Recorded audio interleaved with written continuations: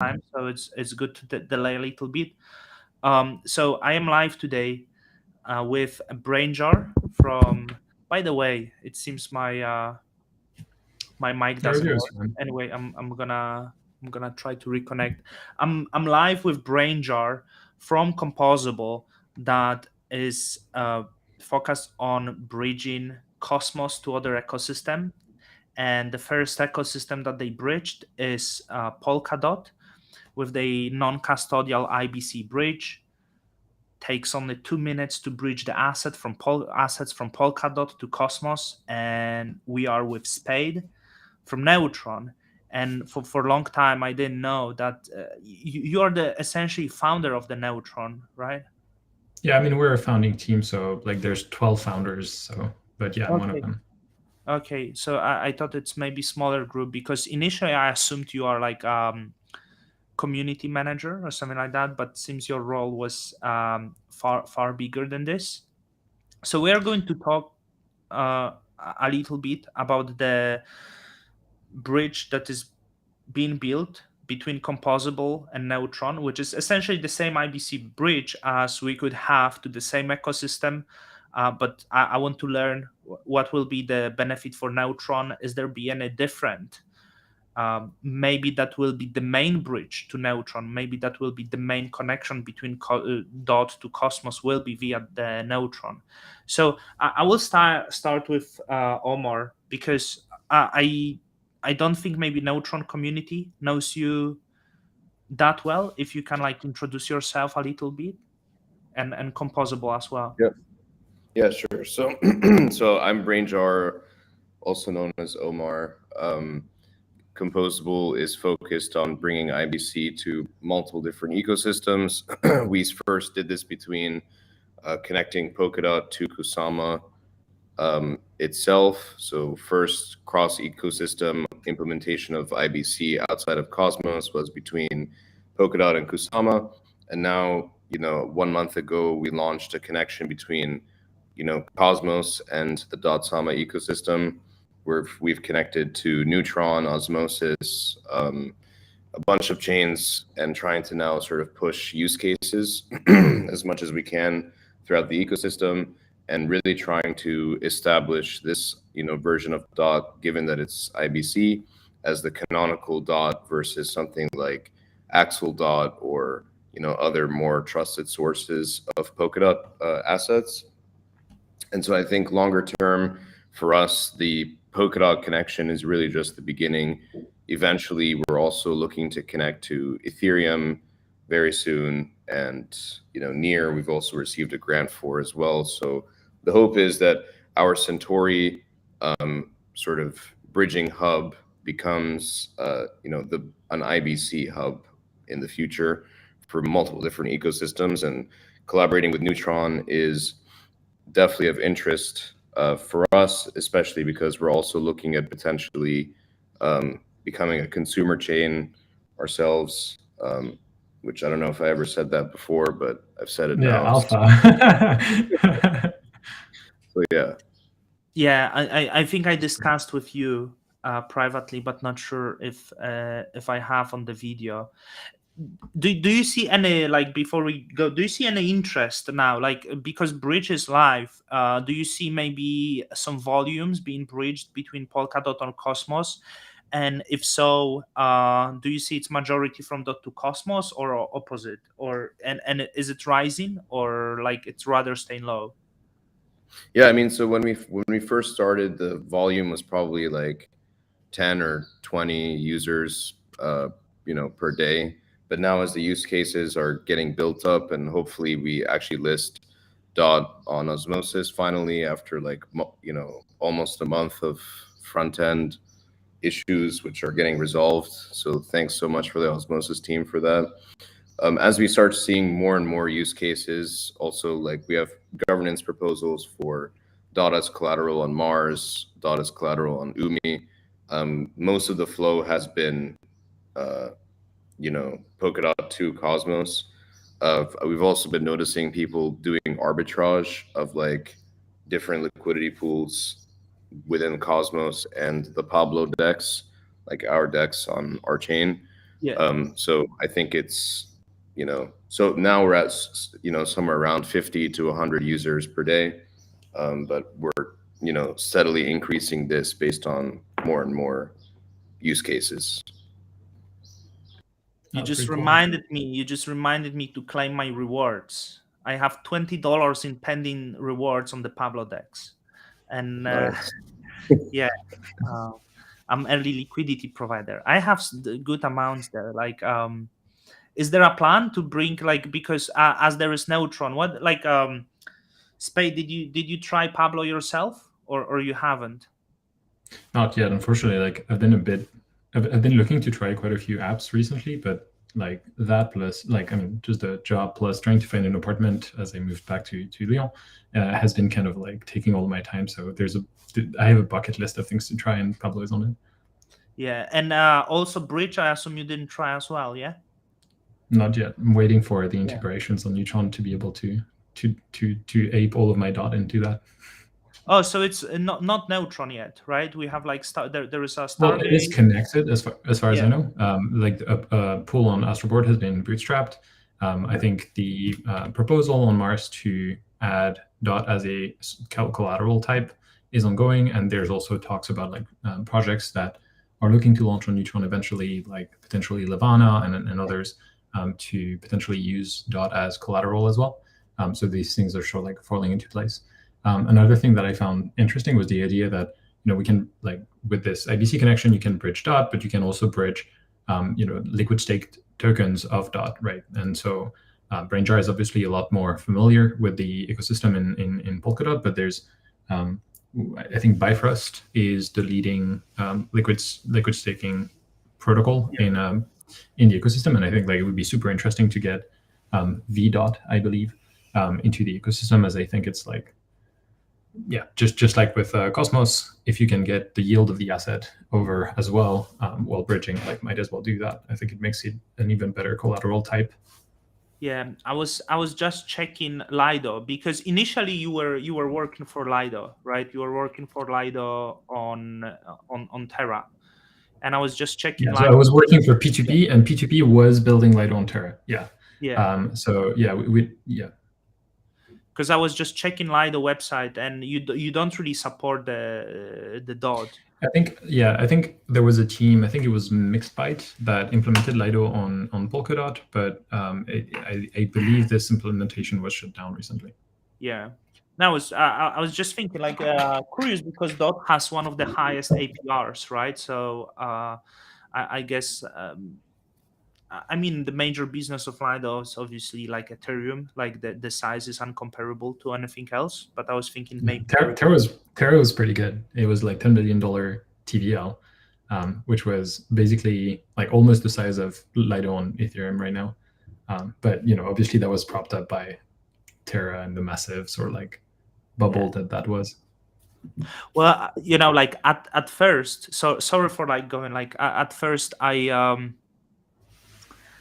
I did feel like, yeah, Terra was like, I wasn't even like into that ecosystem, but now as the time passes, I learned to appreciate the great thing that Terra was, because whatever it was, like they had uncomparable community, and I think this was like one of not many blockchains that was able to bootstrap users like very organically for some reason.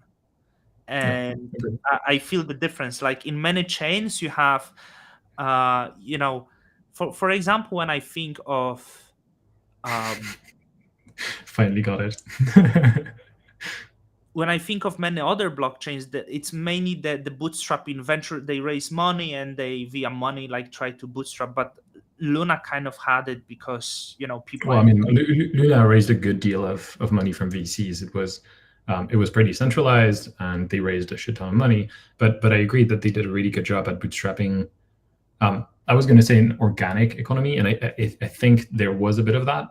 Although like the Anchor, like the launch of Anchor and the massive like stable 20% stablecoin APR definitely like inflated this. So it wasn't like pure organic growth by any mean. A lot of the Terra DeFi was basically building around that yield, and that was basically that yield was coming initially by some of the protocol's revenue, and then eventually by Do Kwon's bags. But but yeah, like they did bootstrap a really successful DeFi ecosystem with its flaws and whatever. But I think there's a really there's a bunch of lessons that we can learn from this in terms of like the protocols that were designed, in terms of how strong the community was together. There was definitely like a cult aspect, but I think that's something that's shared across all ecosystems where you have a strong community, to be fair, at this stage of the industry, at least. And one of the things that I think was like super appealing about Terra was the fact that like you had one stable coin that was like the money of the ecosystem, and everybody was building around it, right? Like obviously that was like the mission of Terra itself, but in bootstrapping everything around it, it made for such a great UX and such a like an easy use. Basically, here's how I keep my reserve, my cash, and here is where I take bets, basically. And so you had this like very clean separation, great UX and stuff.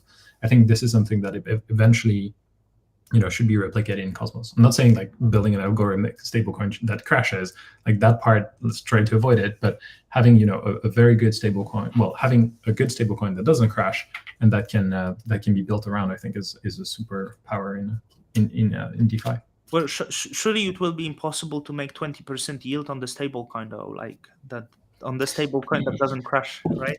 Well, yeah, we haven't invented the machine that allows you to do this in a sustainable way yet, at least. And you can incentivize that, right? But that's like, it will last for a while until some point. So back to the proposal. If any of you wants to, like, maybe you can, maybe you Brainjar can start, and Spaydth, if you have something to add, if you can break down this proposal, or like at least the major points of that proposal, what it aims to be, because what we are chatting about, everyone, is the proposal by Composable to bridge the to Neutron from DOT, and I assume there is some other things that are aimed to be brought to Neutron with that. Yeah, so basically there hasn't really been what's interesting about Neutron is like there's many different protocols deploying in the Neutron ecosystem that leads to like a pretty cohesive like DeFi offering. So you have Astroport, you have Mars, you have Levana, and a bunch of other protocols coming in the future. And I think also there hasn't been an ecosystem in Cosmos that basically says like, okay, from this day forward, there's going to be all these XYZ use cases for the DOT asset itself. And so what we're really trying to gear up for is simultaneously having the Polkadot Treasury proposal that I believe we've discussed a little bit here, where basically we're requesting 7 figures of DOT from the Polkadot Treasury as a loan to be deployed across Cosmos DeFi. The idea would be we take some of this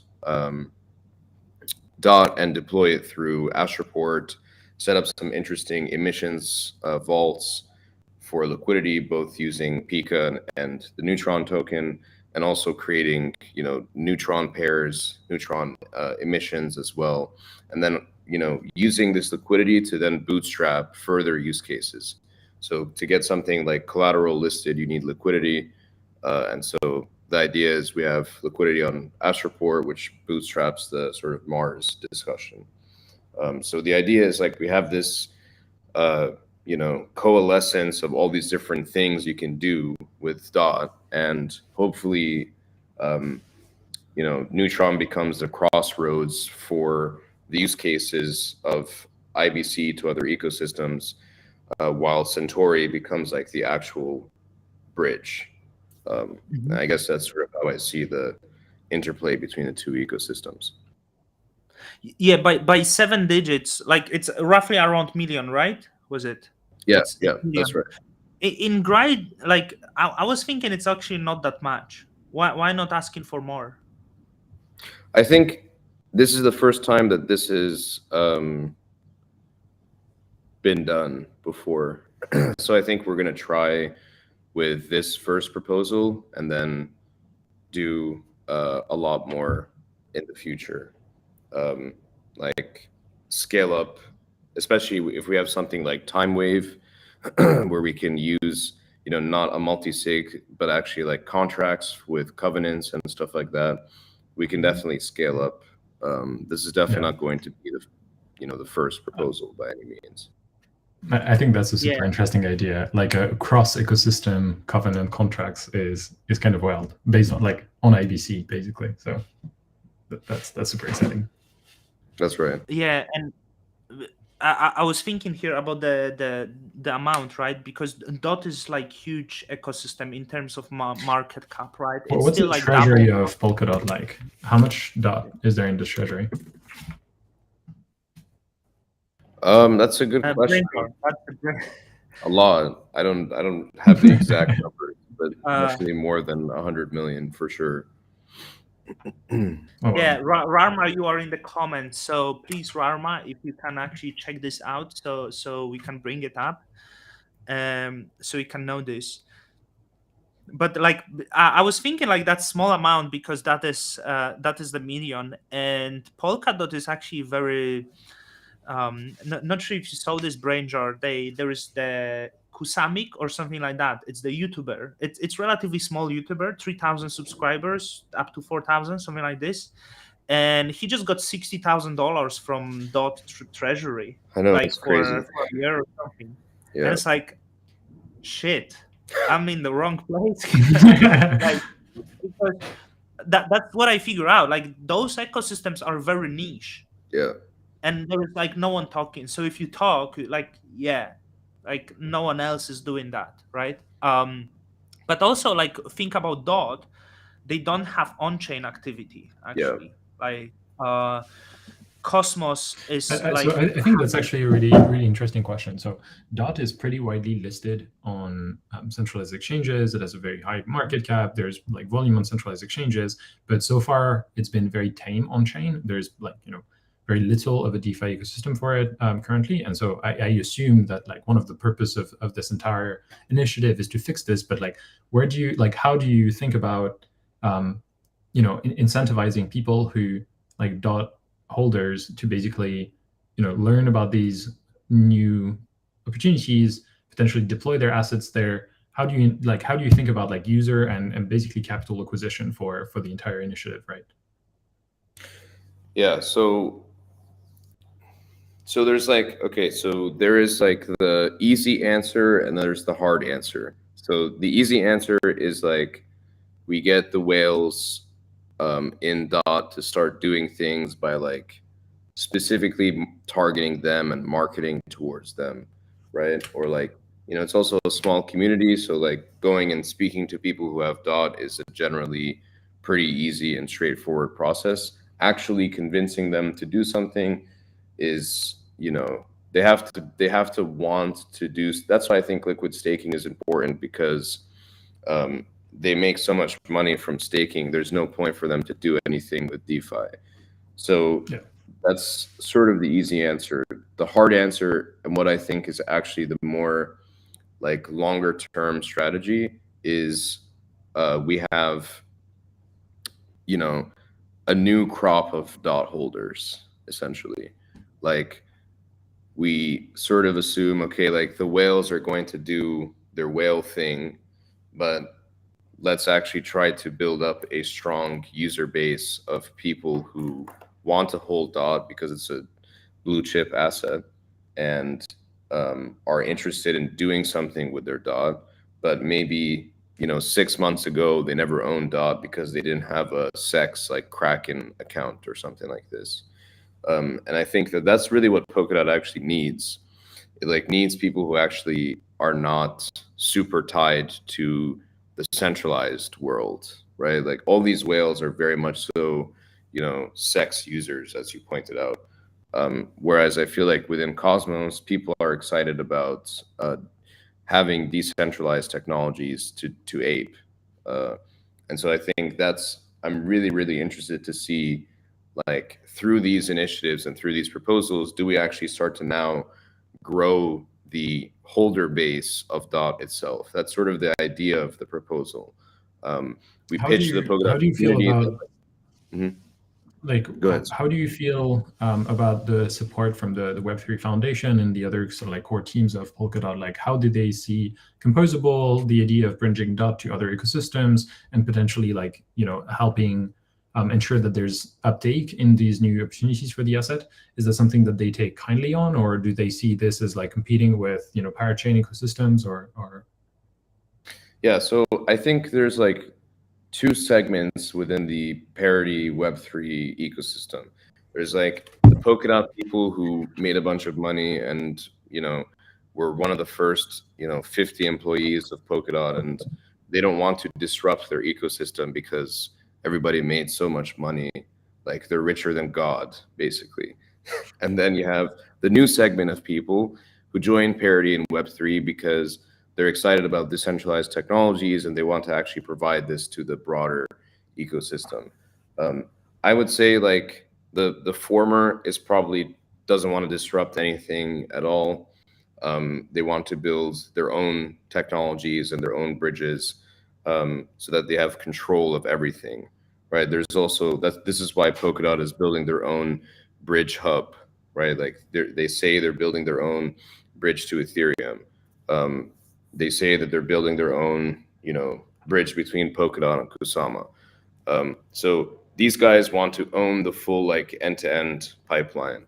And then the second crop of people, I think, are more interested in just like, let's get people actually caring about the dot ecosystem, because they know that you know their colleagues, or you know the users in the broader ecosystem don't actually see Polkadot as like a place to do things on chain.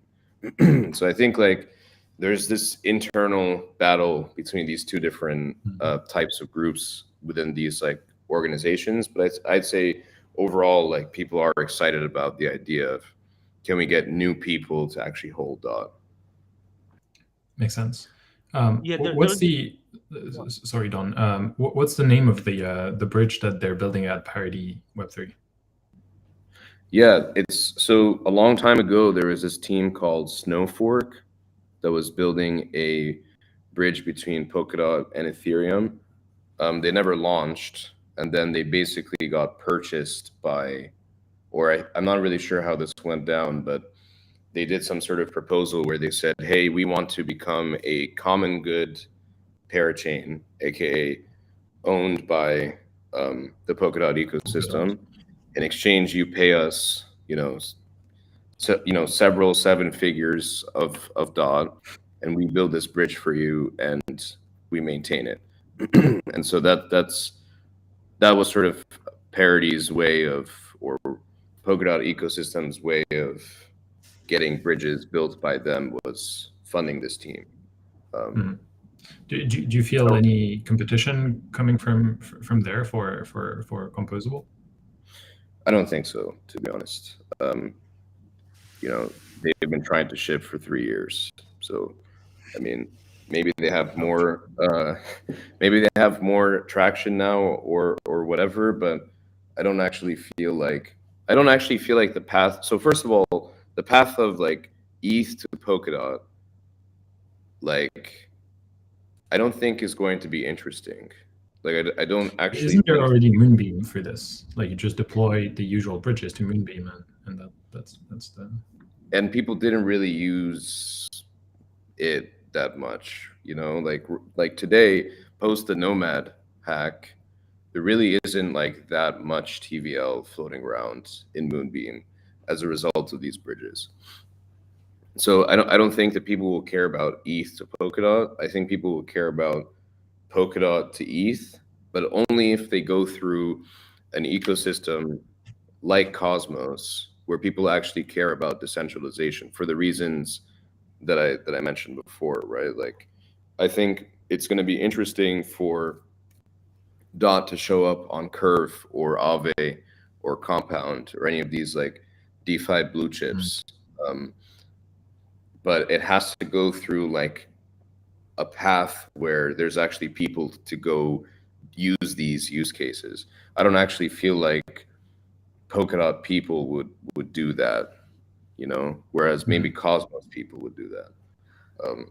And so I think yes, it's nice to have What a are the direct. blockers like in your experience? So you mentioned like you see kind of like these two segments of users, Yeah. right? Like the new sort of like DeFi, degen, decentralized users, like on-chain users, and then the more perhaps like the more OG but like also larger holders that are a lot more like conservative.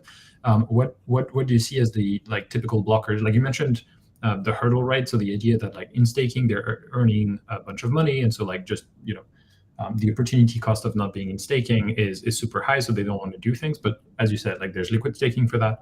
What do you see as the other hurdles to activate these users and actually get them to deploy in DeFi with, let's say, liquid staking tokens of DOT, so that they can earn additional yield on top of the staking rate?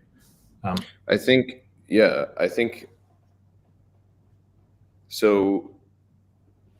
I sort of feel like because the OGs of the ecosystem came from Ethereum, like, Gavin came from Ethereum, Rob came from Ethereum. These guys trust Ethereum DeFi, I think, right? Like, my hunch is, would they use a lending protocol in Ethereum like Aave if DOT was listed? Probably. Yeah. I don't know, right? I have no idea, but it feels to me like that's sort of the missing thing for a lot of these guys, is just like, how do I use something that I actually trust and is credible? Yeah, So I we'll mean, see. for the DeFi component, that makes a lot of sense. But then I guess the bridge is the other component. Do you think like an IBC-like bridge to Ethereum would basically solve that problem as well, whereby it would be secure and trustless enough that they would feel comfortable deploying that capital? I mean, probably once it's been in production for like 6 months or more, right? Like if you have more than 100 million of DOT, you're not going to trust a bridge that just launched. So to clarify, like, Composable definitely is competing with Snowfork, right? Like they go from Polkadot to Ethereum, we go from Ethereum to Cosmos, to Polkadot. So, but we are generally still competing with the Snowfork folks. I think our pitch to these types of people as to why this bridge to Ethereum is better than whatever the Snowfork team is doing is we've actually deployed something else in production twice. So similar technology, like client-based technology, people use the bridge. This stuff has been in production since May. So yeah, I see. So building a track record, basically. Makes sense. I think so. How do you see the sort of like expansion of DOT, like the go-to-market plan for DOT in the ecosystem, like in Cosmos? I mean, this time, like we've talked about some of the initial opportunities on Neutron. You've mentioned the listing on Osmosis as well. What do you think is going to bring? Like, first, do you think there's sort of like overlaps between the Cosmos holder base and the Polkadot holder base as well? And how do you think? What do you think will be the driver of activity and demand for DOT in the Cosmos ecosystem? And third question, sorry for the river, for the flow of questions, but like, how do you intend to activate users? What do you think is the key for that, basically? Yeah, so the first is definitely there's a huge overlap, I think. Like, there are people, I mean, both are sort of communities of people who care about interoperability, right? And so I think a lot of people who have DOT bags have some Cosmos bags. I don't know about vice versa. I think it's a bit less, but definitely like Polkadot people are aware of Cosmos. So I do think there is like already some cross-pollination that happens simply because if you go to a SEX and Atom's listed there, like why not just buy Atom, right? Especially if you've heard about these two ecosystems being at odds with each other. You don't know who you want to bet on, so you just bet on both. So that's sort of like the first answer to your question. The second question, I think one of the strategies we've been looking at is how to actually get DOT in the hands of new people. And so maybe like incentivizing pools with DOT itself, like actually doing a giveaway of like someone LPing dot something else, and then incentivizing these liquidity pools with dot itself, right? Obviously, this means like we'd have to buy some dot and just like give it away to people, but getting dot in the hands of folks and then making them do something with this dot, like maybe we give away dot something else, dot Pika LP tokens as incentives. This makes, I think I think you should do. I think you should do a deal with Bifrost. So one of the things that Lido is doing on Ethereum right now is that instead of incentivizing with LDO tokens, they're now moving to denominating the incentives in the token that is earned by the protocol when it makes business, right? So basically, the DAO takes a cut in rep staked ETH, and it distributes in staked ETH, sorry, and it distributes incentives, very limited ones now, but still in staked ETH, right? And I think something, because like if you borrow a dot, then Composable basically has to pay the bill for this. Correct. Now, if you basically use Pika to incentivize Bifrost with an agreement that the protocol itself will take some of the revenue that it generates from that extra business to then use as incentives, then you achieve the goal, the initial goal, which is like, hey, let's incentivize in the asset that people want to hold, but you do so without having to actually, like sell a large portion of the treasury to basically get the ball rolling or something like this. I mean, obviously nothing comes for free, but like there's potentially like a win-win outcome for everybody involved here, whereby it drives business to, Cosmos Chains like TVL and Activity and what have you. It also drives business to Composable. It drives business to Bifrost, which both of these are, parachains, and so. Both of them are like part of the Polkadot ecosystem, and so like it's also plus EV there as well. So yeah, no, that's a really good suggestion. Yeah, for sure. I mean, I think there's also something that, like, I also feel like if we're able to tighten the relationship between liquid staking of Atom and liquid staking of DOT, like, so for instance, someone builds a strategy or a vault or something where you just ape in some USDC or some Atom or whatever, and you end up now liquid staking both ST Atom and ST Dot, and then you're also LPing on Astroport. I think this becomes very interesting because you're getting diversified yield on two different assets, and you're also getting swap fees. So yeah, I think like that's. I feel like that market segment becomes interesting, where you have like two different liquid staking assets. We also get ST-ETH over with IBC ETH, three different liquid staking assets. You can almost build a stable coin an off ETF of or something. Well, you can also use that as collateral for the stablecoin. Yeah. Brainjar, fair enough. I want to ask because we already do have Atom in Cosmos that has very deep liquidity and has similar number of sex listings, right? And a lot of market makers, probably similarly to Polkadot. So why not rely on ST Atom to build liquidity within the Cosmos? And I guess with that, you essentially bring utility to ST Atom as the like probably native currency of Cosmos if everything is bonded to it. So why additionally bring DOT? Do you mean like, what do you mean though? Well, I guess the question is like, hey, there's already a like kind of like a main, there's already in main the ecosystem. Why? Why bring another one, basically? Yeah, I mean, I think so. Like, I've been doing a lot of thinking about this as well, of like liquid staked assets. What can you do with them, etc. I think like so first of all, an ecosystem with a single blue chip asset, usually like there's just too much risk, really, in my opinion. I feel like there should be multiple blue chip assets flowing around in an ecosystem. We saw this with like ETH, right? You started out with ETH in 2020, DeFi summer. We then had stable coins being used. That we then had WBTC from BitGo, and over time we end up having more and more blue chip assets that people use.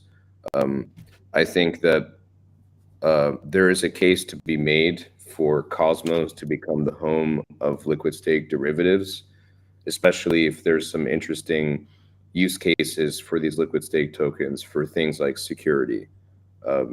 So we have been exploring some things around this general realm, but I can't really go too much into it. Mhm. I was thinking, but that probably like removes the question, because if one day we would be able to bring Ethereum to Cosmos, right, via IBC, I was thinking that could make the Atom and Dot obsolete, because Ethereum is like way larger asset, and the deep liquidity makes it just far more secure. And once that would happen, and if we would be able to get deep liquidity with Ethereum in Cosmos, like, do we even need Atom then, right? But you said it's risky. But I do still think Ethereum is less risky than both merged, like Dot and Atom, because I think, when it comes to the consumer chains, I think for Neutron, like, sorry for saying that, like, but it would be much better for Neutron to have pools with Ethereum more than Atom. I mean, why does it need to be exclusive though, right?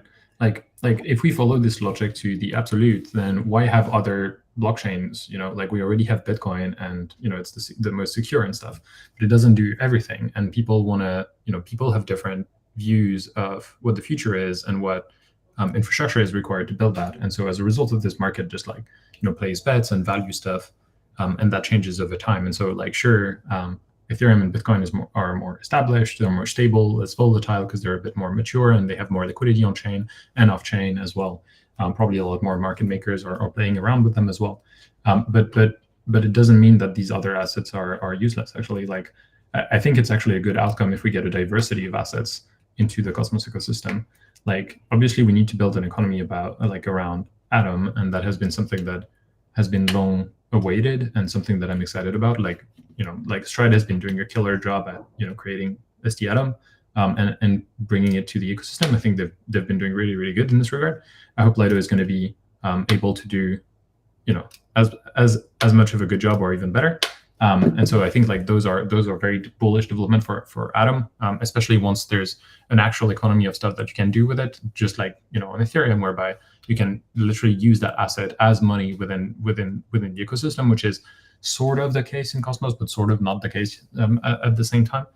So these integrations are like super important, but it doesn't mean that we can't integrate other assets. I think it's like one of the main problems in Cosmos that I see currently is that there's no, like we have liquidity, we have value and whatever, but it's not deployed in an economy in such a way that people who are interested in the ecosystem would just like be like, hey, okay, I perceive an opportunity here, and either as a user or as a developer, I perceive opportunity that is significant enough that I'm going to take the risk to seize it.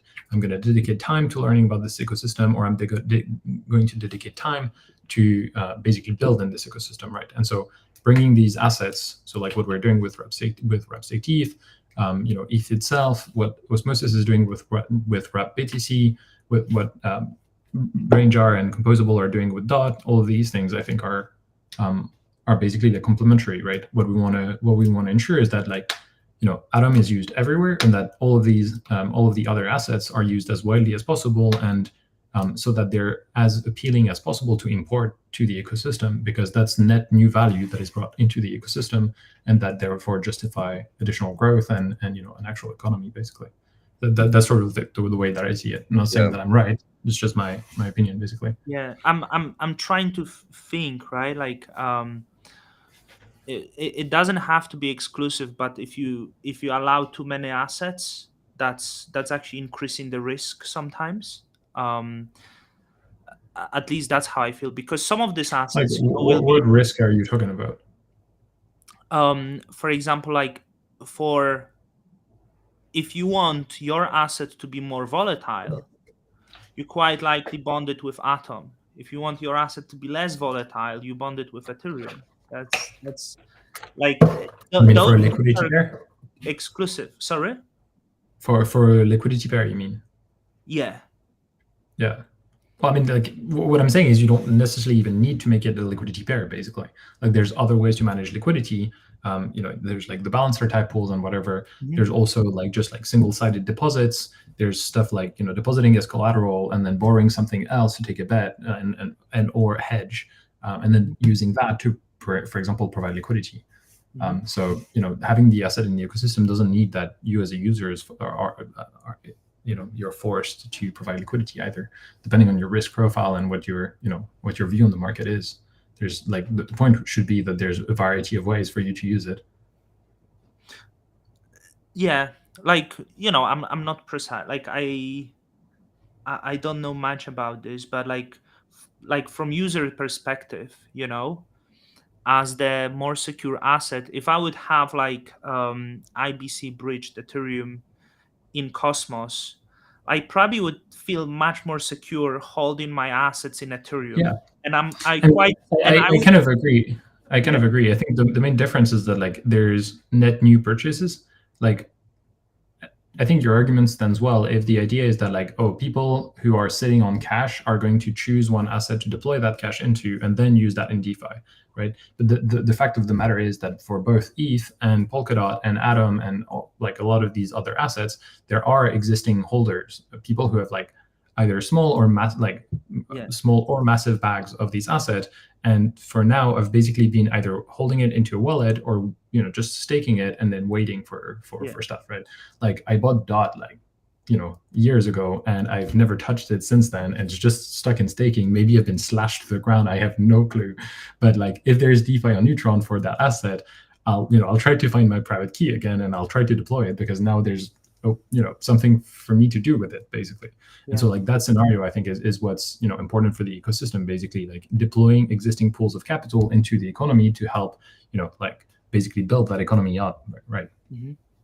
Yeah, just thinking, because in other scenarios it's always the better asset removes the weaker asset, right? So I feel like that's happened with US dollar. US dollar absolutely destroyed all the other currencies. Once you as the country give people access to US dollar, they ditch their own currency in order to get US dollar, right? And it's always the case. And the same like in Cosmos, for example, like everyone ditched all the assets to protect themselves via Atom because that was the better asset, right? There is the reason why, like for example, yuan is not bonded to gold, because then yuan went to zero, because like everyone would rather buy gold, right? And it's like always those, like, but sorry, like I'm going probably too far and too irrelevant. Like for the yuan, and I'm definitely not an economist, so maybe I'm going to say some massive bullshit, but I assume it's more like to avoid like the Chinese economy was booming, and therefore you need the supply of money to increase to basically sustain that economy. And if you peg it to gold, which has a finite resort like supply, with something that has a very restricted flow year on year, then you limit the ability of your country to basically grow its money supply, and you eventually like deflate the economy, basically. So like I would say that that's rather the reason why they don't do it. Because like if you bond it to gold, the yuan is actually stronger because there's something tangible that upholds its value. Yeah, of course. And it's hard to, well, there is two sides, because on one side, like, because yuan, like it's nothing, is the government money, right? And it's constantly being devalued to keep the exports competitive, right, on one side. But also you don't really want to, because for example China has like closed accounts, they cannot purchase US dollars, and I don't think they can purchase gold. And there was this like, well, yeah, I mean yeah, if you can't source the resource, yeah. But if you would allow that to people to do that, they would ditch yuan right away. I don't think they're that patriotic to hold yuan, right? Like that's how people feel. At least that's my take. But like there was the question about the composable, how you would incentivize Cosmos ecosystem with DOT. Is it because you as the composable hold DOT, or that theory is faulty, and rather that would be trying to be incentivized from the DOT treasury? I mean, yeah. So there are different ways, right? There's what was suggested here, which is like doing a deal with Bifrost as an option.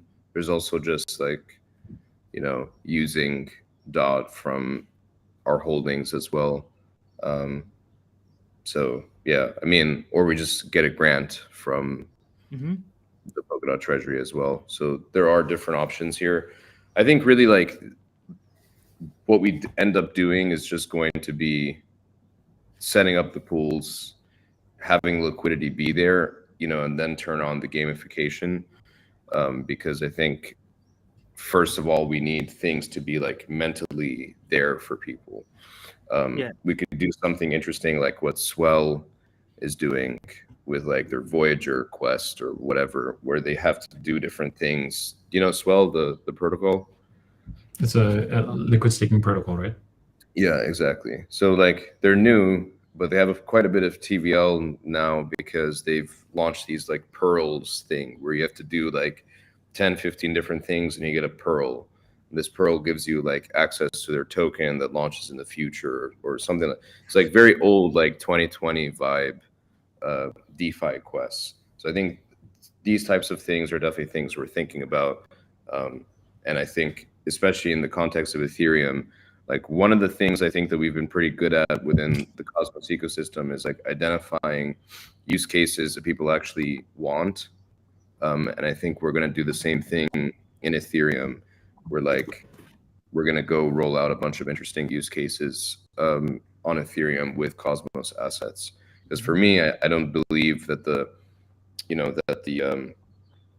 there is definitely interest of going from ETH to Cosmos, but I think Cosmos assets in Ethereum DeFi is also very interesting because there is just a lot of interesting like things you can do on ETH. And I mean, just like we said before, right? DeFi Summer was all about new assets, new liquidity, new incentives, right? Like, and I want to ask, because that almost seems like the opposite to the rhetoric I get from Cosmos, because I get that Ethereum is unusable. That's what I hear all the time from the certain protocols, and it means the users will come to app chains. They will now go to Ethereum because unusable.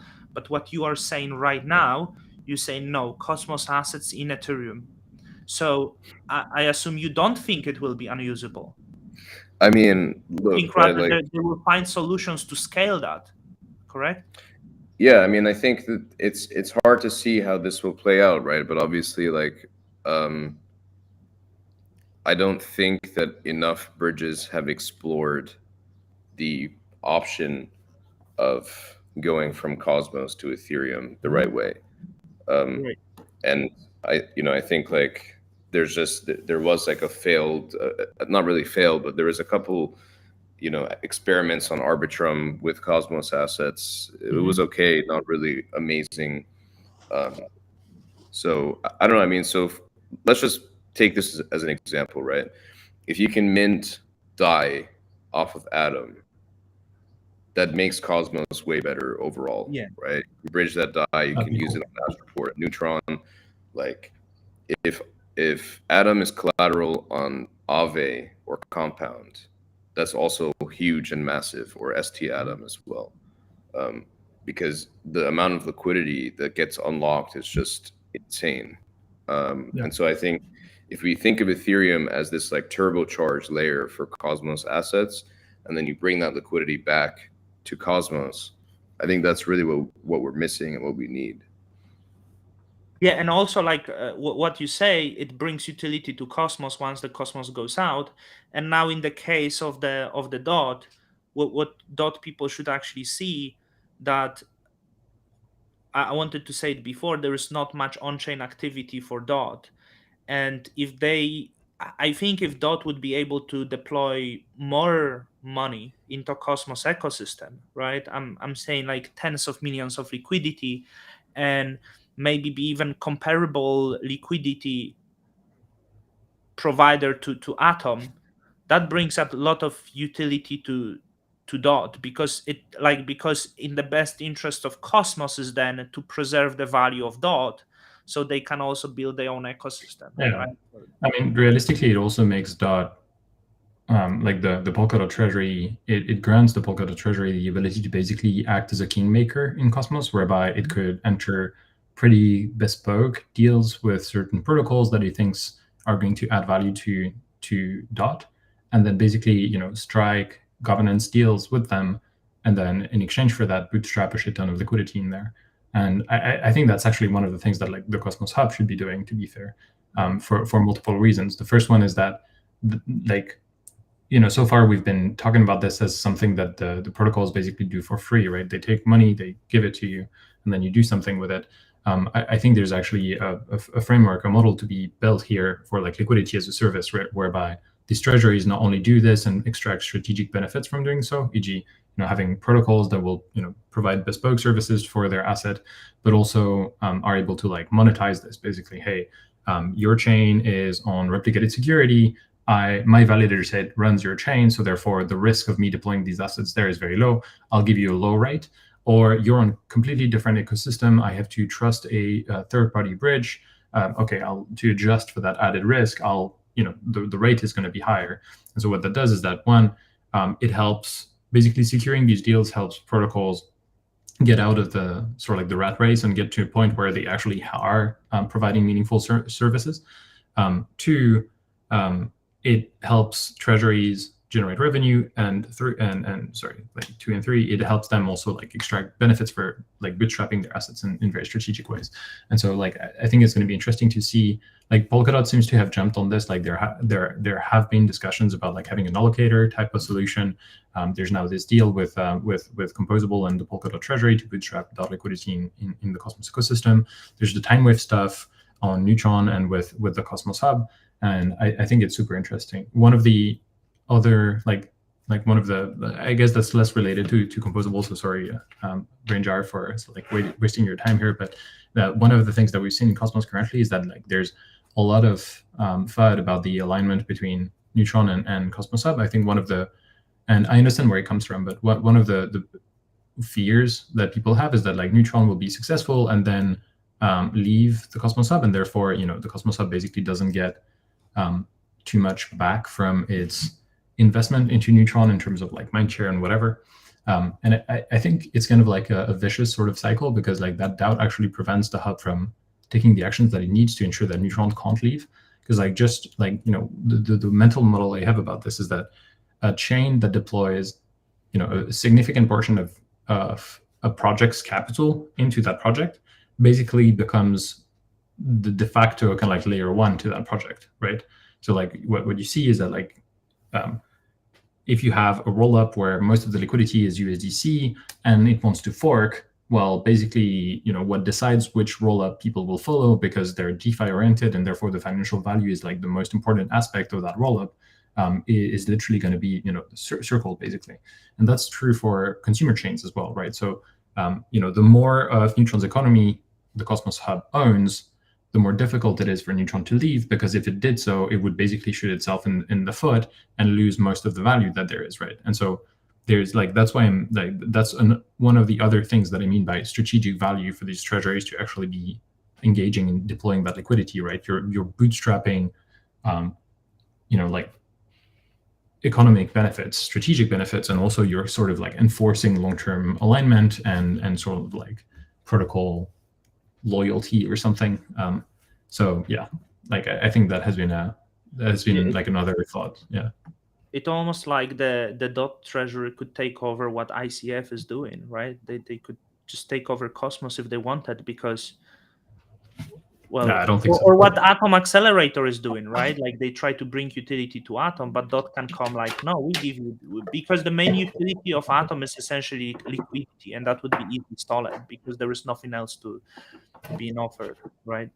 I mean, I'm really not sure about this bearish take. I think like there's fundamental differences in like Polkadot being a completely separate like ecosystem at the get-go, at the inception at least. So like there's added complexities and like I think tribalism is still like an important element of the picture. Like we're at a stage where we're definitely not completely abstracting blockchains away from the users, and so users, a big part of why they use application A rather than B is because they like the blockchain that it's on and they have the native asset of that blockchain. So like I don't think it's that clear cut, but I do think that Polkadot could play a very important role in the ecosystem if it decided to basically put the capital behind that ambition basically. And I think the same for Atom and Tia from Celestia and other protocols basically. I want to ask both of you, right? Because we mentioned Terra before. I know Brainjar was in. I think you were a participant of DeFi Summer on Ethereum. So considering we have all of these bridges, we have now Neutron, which is new protocol that avoided the massive dump, right? Because it's launching in the bear market. The composable is something new. So what's the place for users? Is there because what we have, we have actually a lot of stuff. Like we have Nolus, we have Osmosis. So what's new? Oh, you guys, by the way, you guys should definitely integrate with Nolus on Wednesday. Oh, are you doing that already? No, I mean not interview. I mean integrate DOT onto Nolus so that people can use their DOT. Yeah, definitely. I think in general, our focus as far as new users comes from, let's see what happens with respect to new cross ecosystem participants, right? And so I don't actually know what the long-term home of users will be, but yeah. Well, Neutron. Yeah, is that the goal? Actually, one question that will inform the decision is, so one of the things that's interesting about Neutron is that it allows you to build an application that can exist across multiple networks, right? I assume that it's not possible to relay, it's not possible to basically relay interesting accounts or interesting query with the substrate implementation currently, but expanding this functionality to these ecosystem would be super interesting. How do you think about enabling Cosmos native technologies like ICAs and ICQs to function with the rest of the Polkadot ecosystem? Is that something that you guys have given any thought? Yes, definitely. So we have implemented packet forward middleware in Rust already. So that's something that lives on our parent chain. We're also building something called XCVM or composable VM that comes out this month that allows for ICA-like, ICQ-like activities between two different ecosystems. Not just Polkadot and Cosmos, but also Ethereum. And so you deploy these CosmWasm smart contracts, and they have pre-compiles to the IBC stack on the two different ecosystem chains. And you're now able to do things like sign, for instance, a swap to swap on Astroport, but actually you're using your Polkadot.js address in Picasso.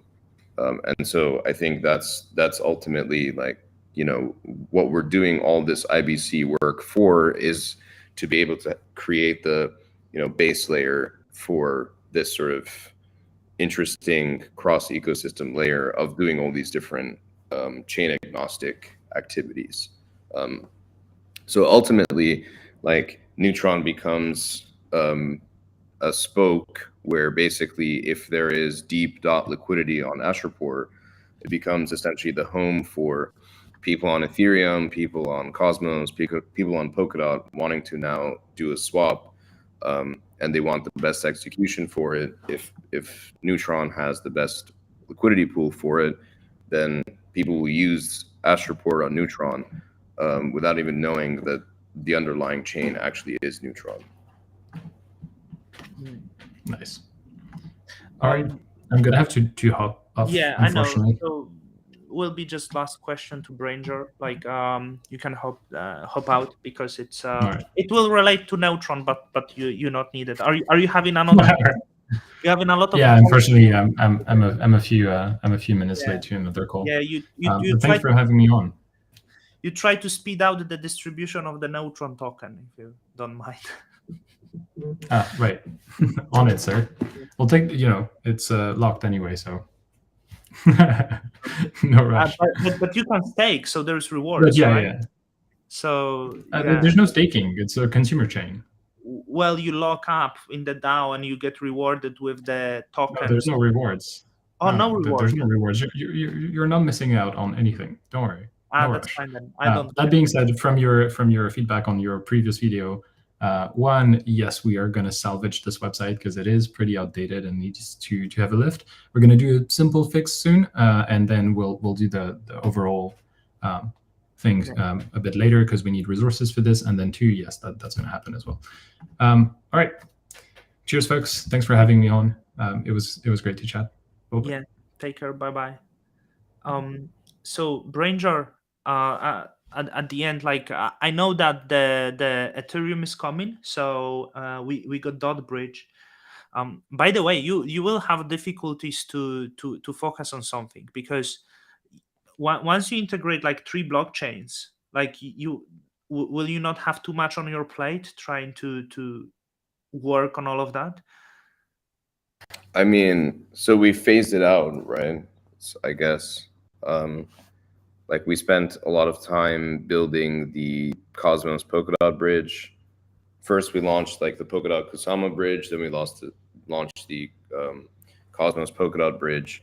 So I do feel like we've done a pretty good job like phasing things out. Now, like the focus is now things, how things work in Composable is like we build tech, and then it's a machine as far as like passing it to the BD people within our team to push these things forward. I play a big part, within that execution arm, and then things just loop back sort of in synchronicity. So I do agree with you. Like it's a lot. It will be a lot, especially like pushing cross-pollination between different ecosystems is hard because we have to do it. No one else will do it. How many people is there at Composable right now? Let me tell you the exact number. I think it's quite a big team, right? Is that? Yeah, 32 people. Yeah, that's bigger team than anything like in Cosmos. I think. I think it's bigger than Neutron. If Soh is still here, he could say, Stargaze has like 15 people. So yeah, it's and you raised really quite a lot of money, right? Like I was it 32? But you also had the ICO, no? Like we didn't do an ICO. No, we did okay. we did a seed round, and then we did a Series A. Right, and it was over 30 mil, right? Like something like Yeah. that. Yeah. So, well, good you secured yourself for this bear market. So we got DOT, and I assume is the near and Ethereum next in plans. Do you even plan to connect? Do you plan to connect to other blockchains, or you think that's 3 are necessary? And like because obviously there is also Solana. I never really engage with Solana that much, but they have some users. But like, do you have plans like this, or rather not? I mean, I'm bullish Solana for sure. I'm bullish some shitcoin chains like BNB. I'm not committing to anything, but yeah, these are chains I use, right? And so I'm not saying I represent the users or anything, but like I do feel like I sort of, after spending so much time in DeFi summer, like I kind of know where people want to go.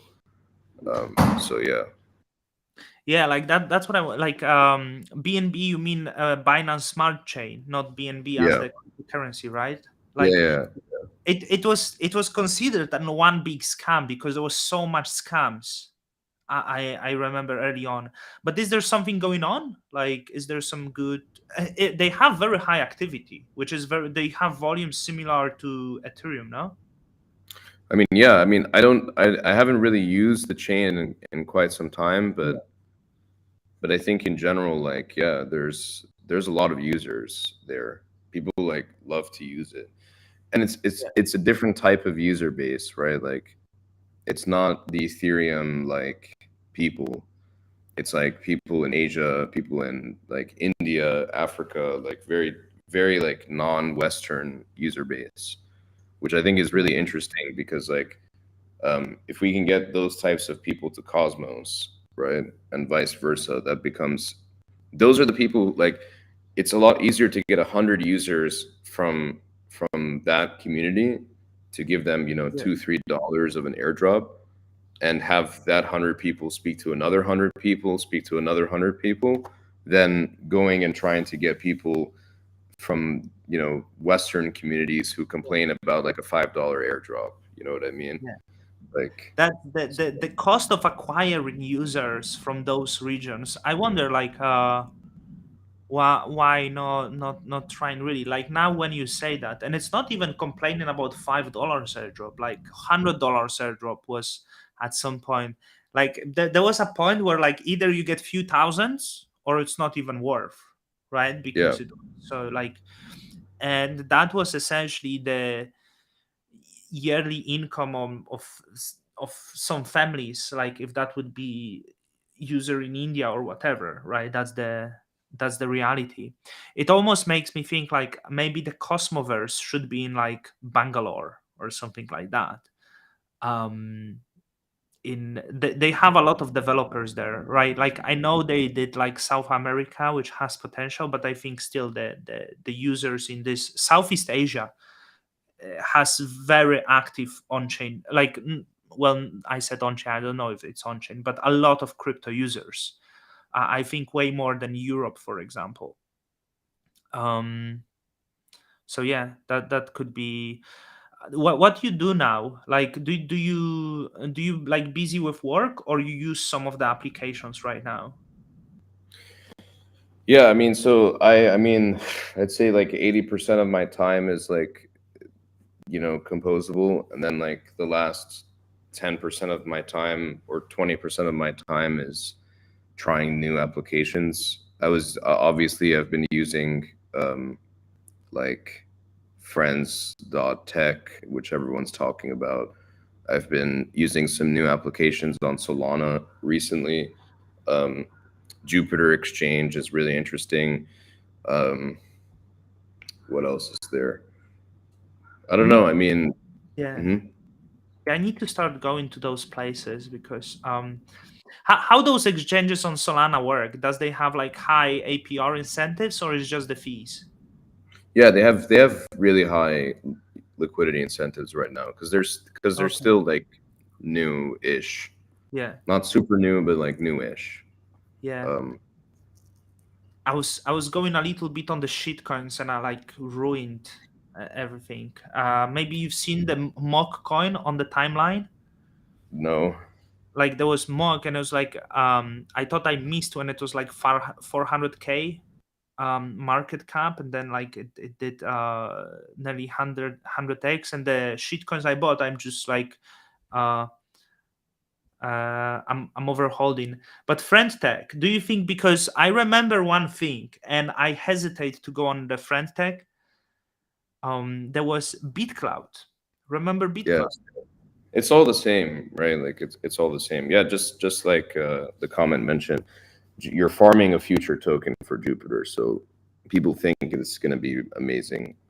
But anyway, so um, yeah, it's all these things are the same, right? Like monetization of social media stuff. Like, I mean, it's nice. It's nice for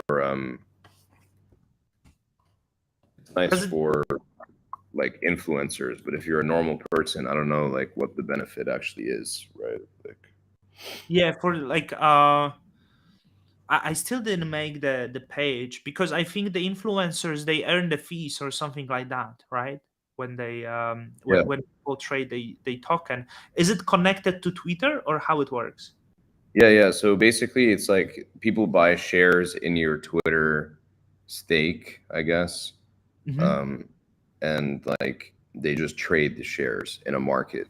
So you make money from the fees you of your market, and you also make money from like your shares obviously going up. So Yeah, yeah. I really think like I kind of feel like the bit cloud. So I'm afraid like maybe there will be few weeks and it's gone. That's what it happens. Okay, I think Branger. like thank you for coming. I think we touched like maybe there's some other stuff with like with composable you'd like to share, because we only discussed the Neutron stuff, but if there is something coming you can share. I mean, so I hinted at ICS, but I think maybe give me like 2 or 3 weeks before I actually am ready to talk about that. Yeah. So Well, I'm still very. I don't feel ICS is that much of the great thing. But maybe I fail to understand, because I feel it's just so expensive for the uh, especially for the validators, right? They all would have to be somehow subsidized if you carry many blockchains. So like I think Neutron merged with Duality, which I think it was great thing. So instead of two chains, you have one chain. So that may be good. Okay. Enjoy the rest of your day. Thank you for coming, and I hope we get that one-click transfer very soon. yes, we are actually working on it. I'm gonna jump off this call and work on that right away. So yeah, thanks for having me as always. I think you Yeah. have a massively bullish insight from the user perspectives. So I think these insights are important to keep bringing out to the world. So Thank you. Think like this. I always think it's shallow because it's user, but I like using stuff and checking out. So yeah, thank you. Enjoy the building, Omar. Take care. you too, man. Take care. Bye.